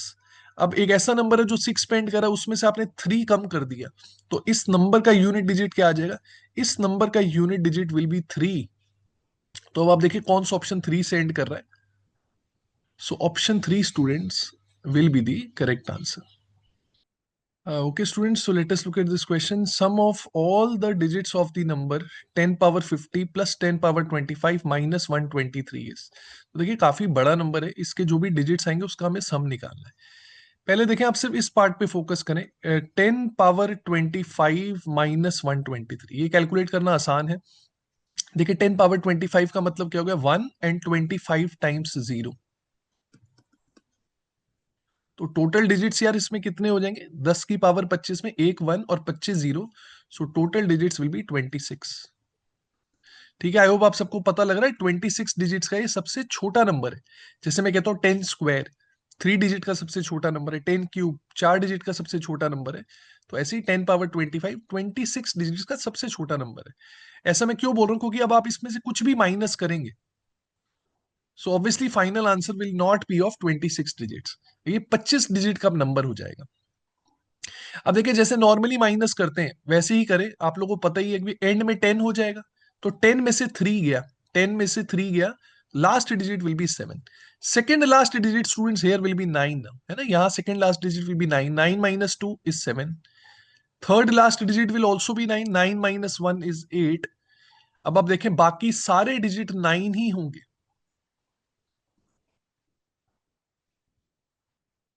है ना। आई होप मेरी बात सब लोग समझ पा रहे हैं। तो this will be my final answer. अब मेन चीज समझने वाली क्या है कि ये जो मेरा आंसर आया है 10 power 25 माइनस 123, इसके शुरू के सारे डिजिट 9 होंगे, आखिरी के 3 डिजिट होंगे 877, and it will be a 25 digit number. देखिए मैं ऐसा क्यों बोल रहा हूँ, क्योंकि हमें ये पता होना चाहिए ना कि 9 कितनी बारी आ रहा है। तो अगर आखिरी के 3 डिजिट 877 है और टोटल ये 25 डिजिट का नंबर है, मतलब 9 is coming out to be 22 times. 22 times 9 is appearing. अब बस यार यही नंबर मैंने ऐड कर देना है 10 power 50 में। अब देखिए 10 power 50 का मतलब क्या हो गया, 1 और 50 टाइम्स 0, 1 एंड 50 टाइम्स 0। अब इसमें हमने ऐड किया ये वाला नंबर। अब देखिए आखिरी के 25 डिजिट है 10 power 50 में, 10 power 50 में आखिरी के 25 डिजिट तो सारे के सारे जीरो ही होंगे, क्योंकि जीरो कितनी बार आ रहा है, 50 टाइम्स आ रहा है। तो इसके जो आखिरी के 25 डिजिट हैं स्टूडेंट्स, वो तो सारे के सारे जीरो है। अब इसमें मैं एक नंबर ऐड कर रहा हूं जिसके 25 डिजिट क्या है, शुरू के सारे 9 है, 22 टाइम्स 9 आ रहा है, 22 टाइम्स 9, और आखिरी के 3 डिजिट है 877। तो अब मैं इस पे जब ऐड करूंगा तो कहने से आखिरी के जो 25 डिजिट हैं वो यहां पर सारे के सारे जीरो हैं। तो दोनों नंबर्स को जब मैं ऐड करूंगा तो आखिरी के 25 डिजिट सेम यही वाले हो जाएंगे, इस नंबर के जो 25 डिजिट है फाइनल आंसर में भी आखिरी के 25 डिजिट यही होंगे, और सबसे पहला डिजिट स्टूडेंट्स 1 हो जाएगा। तो पहले 1 आएगा फिर कुछ जीरोस आएंगे, है ना, पहले 1 आएगा फिर कुछ जीरोस आएंगे, इस तरीके से। And then students last 25 digits will be same as this number, तो कुछ 9 आएंगे, 22 times 9 will come, and then finally students will get 877। This will be my final answer. अब सारे डिजिट्स का सम निकालना है स्टूडेंट्स, तो शुरू में तो 1 आ रहा है वो तो लेना ही पड़ेगा। फिर आप देखिए 9 कितनी बार आ रहा है, 22 टाइम्स 9 आ रहा है, सो विल गेट 9 इंटू 22, एंड आखिरी 3 डिजिट है 877, सो +8 +7 +7, this will be my final answer. So 1 plus 198, and students 877 will be 22, So 198 plus 22 will be 220, 221 students. Option 3 will be the correct answer. I hope ये question आप सबको clear है. Okay, students, so let us look at this question. If f of x is equal to x square plus 3x into x square plus 3x plus 2, sum of all real roots of the equation root of f of x plus 1 is equal to 9701 is. देखिए यहाँ भी x square plus three x आ रहा है और दूसरे bracket में भी x square plus three x आ रहा है. तो पहले x square plus three x को कोई वेरिएबल मान लेते हैं. Let's assume x square plus three x to be y. So can I say, students, now f of x will become y into y plus 2. Now y into y plus 2, students, will be y square plus 2y. तो मैंने क्या किया यार, f of x की जगह मैंने put कर दिया y square plus 2y. So I can say this thing will now become root के अंदर y square plus 2y plus 1 and this is equal to 9701. अब देखिए ये जो इक्वेशन है इसके रूट्स का हमें सम निकालना है ना, रूट्स का हमें सम निकालना है. तो कहने से y square plus two y plus one, students ये ऑलरेडी अपने आप में होल स्क्वायर है, वाई प्लस वन का होल स्क्वायर है. सो रूट के अंदर वाई प्लस वन का होल स्क्वायर,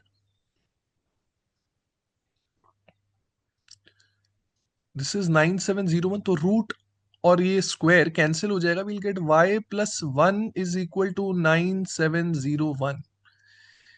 देखिए लेकिन y हमने किसको एज्यूम किया, हमने y को एज्यूम किया है x square plus three x को. So if I put y is equal to x square plus three x, I get x square plus three x plus one is equal to 9701. अब देखिए quadratic बन गई है और roots का हमें sum निकालना. So will get x square plus three x minus 9700 will be equal to 0.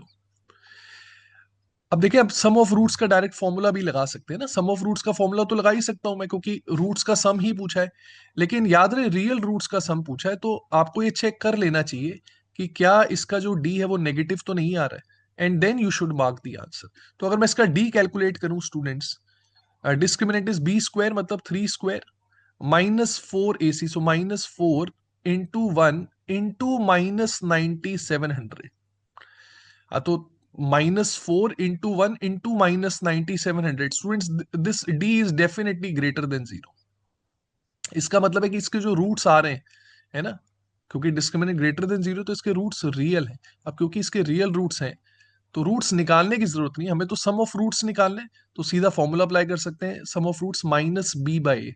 So minus three students will be the correct answer. So sum of roots will be equal to minus of 3. Option fourth will be the correct answer. Okay, students, so let us look at this question. Rate of water flow through three pipes A, B, and C are in the ratio of 4:9:36. Empty tank can be filled up completely by pipe A in 15 hours. If all three pipes are used simultaneously to fill up this empty tank, time in minutes required to fill up the entire tank completely is nearest to. देखिए बहुत ही आसान question है. Efficiencies का ratio given है 4936. तो मैंने ए की efficiency को 4 यूनिट्स पर आवर मान लिया. बी की एफिशिएंसी को मैंने 9 पर आवर मान लिया और सिमिलरली सी की एफिशिएंसी को 36 पर आवर मान लिया. तो पूरे टैंक को भरने में पाइप ए को 15 घंटे लगते हैं. तो 15 घंटे में पाइप ए कितना भरेगी, 15 into 4 60 unit. So I assume total work to be 15 into 4 60 units. अब बस यार यही क्वेश्चन है कि यही 60 यूनिट्स तीनों मिल के भरेंगे तो कितना टाइम लगेगा. अब देखिए तीनों मिल के कितना भरते हैं, तीनों मिल के भरते हैं 49 यूनिट्स एवरी आवर. तो यार अगर 49 यूनिट्स के लिए 1 घंटा लगता है ना. अब मिनट्स में निकालना है, 49 यूनिट्स के लिए 60 मिनट्स लग रहे हैं. तो क्वेश्चन ये है कि 60 यूनिट्स के लिए कितना टाइम लगेगा. So that would be 60 into 60 by 49, मतलब 3600 बाय 49. इतने मिनट्स लगेंगे. Now students options are very close, let's calculate it. 49 into 7 करूंगा तो 343 आ जाएगा ना, 343. तो बचेगा कितना, 17, 170 students. Will be left with 170. So 170 मतलब 49 into 3 is 147. Okay, 49 into 3 is 147. तो वील बी लेफ्ट विद 23, तो 230 आ जाएगा. अब 230 आ गया. 49 इंटू 5, 49 इंटू 5 इज 245. हमें 230 चाहिए, तो 73.4 समथिंग आ जाएगा, 73.4. तो नियरेस्ट पूछा है, तो 73.4 के nearest 73 will be the correct answer. Okay, students, so let us look at this question. In an arithmetic progression, if the sum of 4th, 7th, and 10th term is 99, sum of first 14 terms is 497, then the sum of first 5 terms is. अब देखिए, normally हम AP कैसे लेते हैं, A plus D, A plus two D, A plus three D and so on, right. तो fourth term मतलब A plus three D, seventh term मतलब A plus six D, tenth term मतलब A plus nine D. अब आप इसको use करके question बना सकते हैं, लेकिन अगर आप ध्यान से ऑब्जर्व करें, इतना कुछ करने की जरूरत नहीं है. फोर्थ टर्म, सेवेंथ टर्म और टेंथ टर्म ये अपने आप ही एपी में है, बिकॉज 4, 7 और 10 एपी में है ना.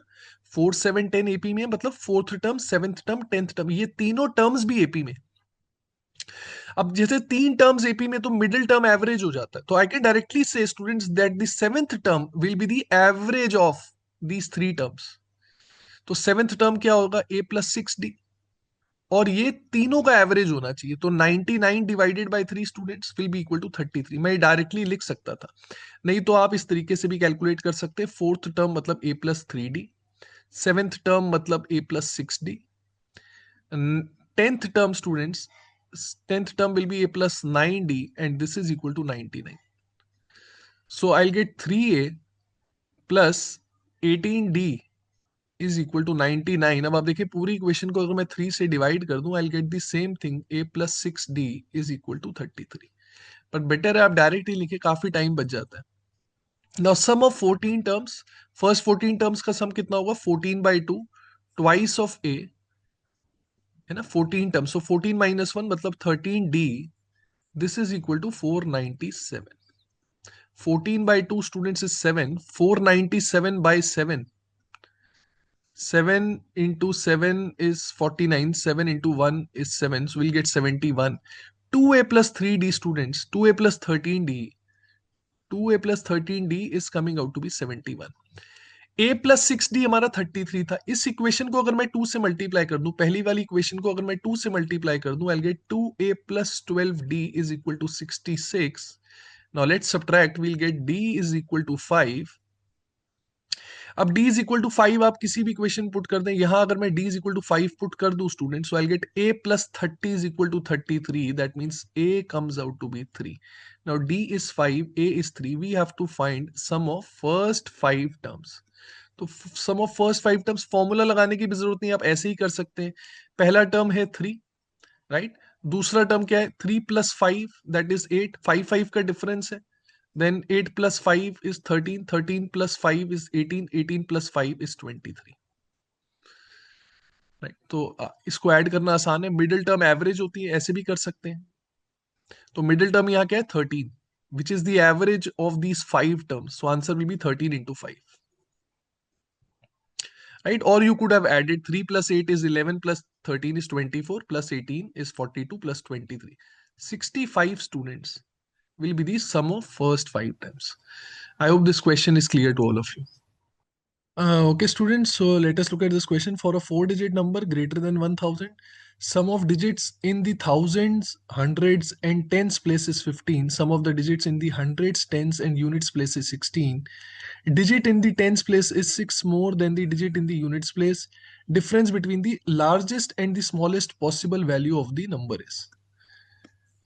4 digit का नंबर है, कुछ एज्यूम कर लेते हैं. Let's say it is ABCD. अब जो कंडीशंस गिवन है यार, पहले उसे नोट डाउन कर लेते हैं. Sum of the digits in the thousands, hundreds and tens place, मतलब पहले 3 digit A plus B plus C students. This is 15.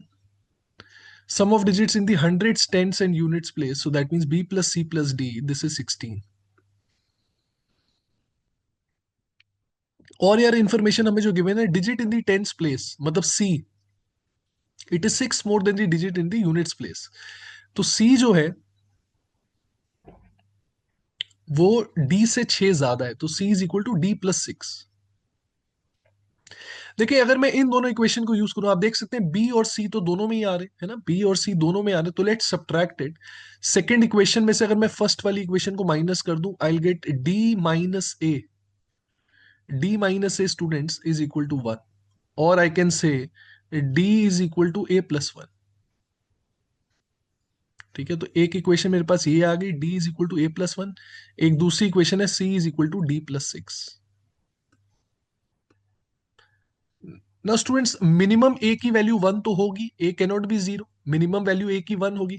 अगर मैं ए को 1 पुट करता हूं, if I put A is equal to 1, तो कहने से अगर मैंने ए को 1 लिया तो मैं डी की वैल्यू निकाल सकता हूं। अगर मैं ए को 1 लूंगा तो डी की वैल्यू आ जाएगी, D comes out to be 2। और अगर मैंने डी को 2 पुट किया तो आप देखिए सी की वैल्यू आ जाएगी, सी की value comes out to be 8। Now I know b plus c plus d is 16, b plus c plus d is 16, I have c, I have d। देखिए मेरे पास c और d है, तो मैं b निकाल सकता हूँ, b की वैल्यू कितनी आ जाएगी, 6 आ जाएगी। अब ये एक पॉसिबिलिटी है ना, ये सबसे छोटा नंबर आ गया क्योंकि a की वैल्यू 0 हो नहीं सकती थी। अब मैंने a को 1 पुट किया तो एक पॉसिबिलिटी आ गई जो कि सबसे छोटा 4 डिजिट का नंबर होगा। ऐसे ही आप देखिए अगर मैं a को 2 पुट करूं students, if I put a is equal to 2, in that case I can say d will be equal to, d will be equal to 2 plus 1, that means 3। c is d plus 6, so c कितना हो जाएगा, 3 plus 6, c will be 9। and again students, b plus c plus d is 16, b plus c plus d is 16, so b comes out to be 4। अब students अगर आप a को 3 put करेंगे, if you put a is equal to 3, in that case you can see d will be equal to 4, and if d is 4, c will become 10, and students that is not possible because digit हमेशा 0 to 9 होता है। तो यहाँ digit c की value 10 आ रही है, that means this case is not possible, basically no other case is possible. तो हमारे पास जो दो नंबर आए हैं, बड़ा वाला नंबर ही सबसे बड़ा नंबर होगा 4 डिजिट का, और छोटे वाला नंबर ही सबसे छोटा नंबर होगा 4 डिजिट का। तो अगर सबसे बड़े वाले नंबर की बात करें, याद रहे नंबर हमारा ए बी सी डी है, सो that would B largest number will be 2 4, okay 2 4 9 3, ये सबसे बड़ा नंबर। सबसे छोटा number A B C D, so that will be 1 6 8 2। और याद रहे हमें डिफरेंस निकालना है, so you can see the difference, 3 minus 2 is 1, 9 minus 8 is 1, and 14 minus 6 is 8। So students, 811, option 2 will be the correct answer। Okay students, so let us look at this question. Monthly sales of a product from Jan to April were 120, 135, 150 and 165 units. Cost price of the product was rupees 240 per unit, and a fixed mark price was used for the product in all the 4 months. Discounts of 20%, 10%, 5% were given on the mark price per unit in Jan, Feb and March respectively. No discounts were given in April. Total profit from Jan to April was 138825. Then the mark price per unit in rupees was। देखिए question वैसे आसान है पर बहुत ही ज्यादा calculative है। Mark price per unit को यार मैंने एक्स मान लिया, ठीक है, तो डिस्काउंट जैन में 20% गिवन है, so now what I am doing is I am calculating selling price per unit in month of Jain. तो पर यूनिट सेलिंग प्राइस मैं निकाल रहा हूँ, मार्क प्राइस एक्स था, 20% का डिस्काउंट है, तो 80% of x that means 0.8x, this is the selling price per unit in the month of Jain. ऐसे ही फेब में कितना आ जाएगा, 90% ऑफ एक्स, सो 0.9x। मार्च में आ जाएगा students 95% of x, so 0.95x। अप्रैल में नो डिस्काउंट, तो मतलब जो मार्क प्राइस है वही सेलिंग प्राइस है, सो that would B x. Total selling price निकाल लेते हैं। Total selling price in the month of Jain will be 0.8x into 120, ये जैन का टोटल सेलिंग प्राइस। ऐसे ही फेब का आ जाएगा 0.9x इंटू 135। मार्च का students will B 150 into 0.95x, और अप्रैल का तो सीधा आ जाएगा 165x, okay 165x। This will be the total selling price. Now students 8 into 12 is 96, so we'll get 96x। 135 into 0.9, 135 में से आप 13.5 कम कर दें, so we'll get 121.5x। 150 into 0.95, तो 150 में से 7.5 कम कर देते हैं, so that would be 142.5x। plus 165x. This students is coming out to be the total selling price. और अगर आप इसको ऐड करें तो 121.5 plus 142.5 will be 264x 264x plus 96 students. 360x plus 165x, so 525x आ जाएगा. ये हमारा total selling price है. So this is the selling price. Cost price निकालना तो बहुत आसान है क्योंकि per unit cost price is 240 and total units in all 4 months together are 165 plus 135 is 300. 300 plus 270 is 570. तो ये हमारा कॉस्ट प्राइस.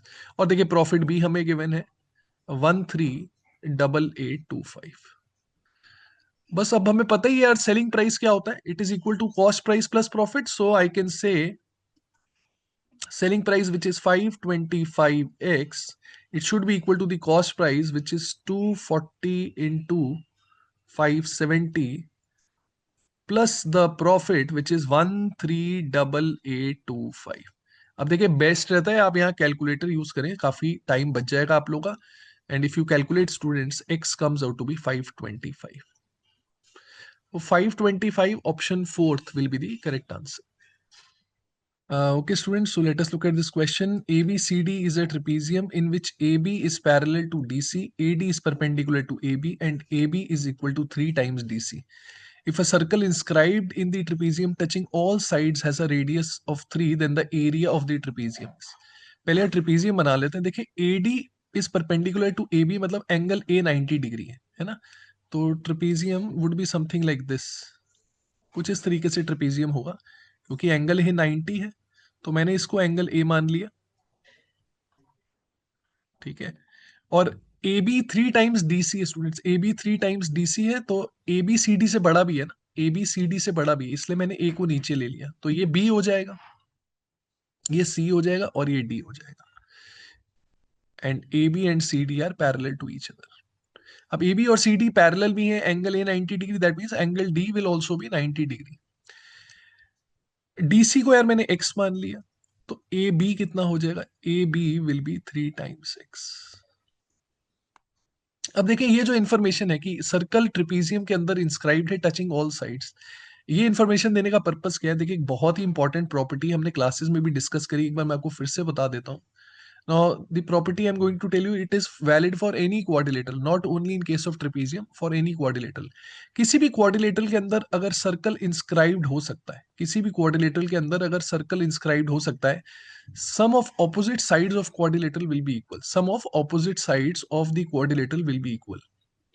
तो मान ले क्वाड्रिलेटरल की साइड्स हैं ए बी सी डी, उसके अंदर अगर सर्कल इंस्क्राइब्ड हो सकता है, सो ऑपोजिट साइड्स का सम बराबर होगा. That means A plus C will be equal to B plus D. A plus C will be equal to B plus D. अब देखते हैं ये इन्फॉर्मेशन कहाँ हम इसको कैसे आगे यूज करेंगे. एक इन्फॉर्मेशन में और गिवन है, रेडियस 3 है स्टूडेंट्स. अब रेडियस 3 है, इससे पता लग रहा है डायमीटर 6 है. अब डायमीटर 6 है, that means students A D will be 6. A D will be 6. ऐसा क्यों हो रहा है, क्योंकि अब अगर मैं सर्कल बनाऊंगा which is touching all the sides of this trapezium, it would be something like this. ठीक है. हमें पता है, देखें अगर ये मान ले सर्कल का सेंटर है, रेडियस और टेंजेंट 90 का एंगल बनाते हैं, है ना. सो this is radius, this is radius, है ना. 90 डिग्री 90 डिग्री. तो आप देखिए डायमीटर 6 आ जाएगा और फिर एडी भी तो 6 हो जाएगा ना. तो ये रेडियस 3 देने का पर्पस यही है ताकि हम ये फिगर आउट कर सके कि एडी की जो लेंथ है स्टूडेंट्स, एडी की length will be equal to the diameter. Okay, I hope this point is clear to everyone. So AD comes out to be 6, which is equal to the diameter of the circle. अब देखिए मैं यहाँ पर वही वाली property लगा रहा हूँ जो भी मैंने आपके साथ डिस्कस करी. ऑपोजिट साइड्स का सम स्टूडेंट्स बराबर होगा, ऑपोजिट साइड्स का सम बराबर होगा. 3x plus x is 4x. तो कहने से AD plus BC, AD plus BC students should also be 4x. तो BC कितना हो जाएगा, BC will be 4x minus 6. BC will be 4x minus 6. और students from C let's draw perpendicular, है ना. तो ये एक रेक्टेंगल बन जाएगा अब हमारे पास. अब क्योंकि ये रेक्टेंगल है, let's take this point to be E. तो ए ई एक्स हो जाएगा स्टूडेंट्स, ए ई एक्स हो जाएगा. CE, CE will be equal to A D, that is 6. और बीई कितना आ जाएगा students, BE will be 2x. And now students, I can apply Pythagoras theorem because this is a right angle triangle. I can say 6 का square plus 2x का square will be equal to 4x minus 6 का whole square. अब आप चाहे तो इसे solve कर सकते हैं, नहीं तो आप देखिए ट्रिपलेट भी यूज हो रहा है. 6, 8, 10. If you put x is equal to 4, if you put x is equal to 4, it is satisfying this given equation. 6 square plus 2 into 4 is 8, so 6 square plus 8 square will be equal to 4 into 4 minus 6 is 10, so 10 का square. तो x 4 आ गया students. Trapezium का area निकालना है, so half into parallel sides का सम, है ना. एक साइड है मेरी x मतलब 4, दूसरी साइड है 3x, 3x मतलब 3 इंटू 4 दैट इज 12, और हाइट कितनी थी, that is 6. So students answer is half into 16 into 6. So students, 48 will be the correct answer. Option 1 will be the right answer. I hope ये question आप सबको clear. Okay students, so let us look at this question. 12 power 12x into 4 power 24x plus 12 into 5 power 2y is equal to 8 power 4z into 20 power 12x into 243 power 3x minus 6. x, y, z are natural numbers. We have to find x plus y plus z. तो पहले यार left hand side को simplify कर लेते हैं, है ना. Prime factorise करके देख लेते हैं. 12 में 12 इज 2 का स्क्वायर, तो 2 का स्क्वायर, सो उस पूरे की पावर 12x मतलब 2 की पावर 24x आ जाएगा, राइट. इनटू 3 की पावर 12x भी आ जाएगा. 4 पावर 24x प्लस 12, 4 इज 2 का square, so will gate 2 power 48x plus 24 into 5 की power 2y. Right hand side पे अगर फोकस करें, 8 इज 2 का क्यूब, 8 इज 2 का क्यूब, सो विल गेट 2 की पावर 12z. 20 में देखे 2 स्क्वायर आता है ना. 20 में 2 स्क्वायर आता है तो 2 की पावर 24x आ जाएगा, और 20 में 5 भी आता है तो 5 की पावर 12x आ जाएगा. And students 243 is 3 power 5, so will get 3 की power 15x minus 30. Okay, now let's simplify it students. सो आप देख सकते हैं 2 की पावर 24x और 2 की पावर 24x तो मैं कैंसिल कर सकता हूं, है ना. अब जो टर्म्स बचे हैं स्टूडेंट्स, लेफ्ट हैंड साइड में देखें, लेफ्ट हैंड साइड में 2 की जो पावर है वो है 48x plus 24. Right hand side में आप देखें 2 की जो पावर है, राइट हैंड साइड में 2 की जो पावर है that is equal to 12z. तो ये एक हमारे पास इक्वेशन आ गई x और z के टर्म्स में. अगर आप 3 की पावर्स को ऑब्जर्व करें स्टूडेंट्स, लेफ्ट हैंड साइड में 3 की पावर है 12x, और राइट हैंड साइड में 3 की पावर है 15x माइनस 30, तो मैं इक्वेट कर सकता हूं. So from here students will get x is equal to 3x is 30, we'll get x is equal to 10. And students, if x is equal to 10, I'll put here in this equation, है ना. तो मेरे पास आ जाएगा 480. 480 plus 24 students, 480 plus 24 is 504. I'll get 504 is equal to 12z. तो आप देखें यहां से मेरे पास z की भी वैल्यू आ जाएगी. 12 into 4 is 48, will be left with 2, 24, 12 into 2 is 24. z की वैल्यू आप देखें 42 आ जाएगी. देखिए मेरे पास z भी आ गया, मेरे पास x भी आ गया. I need to find y.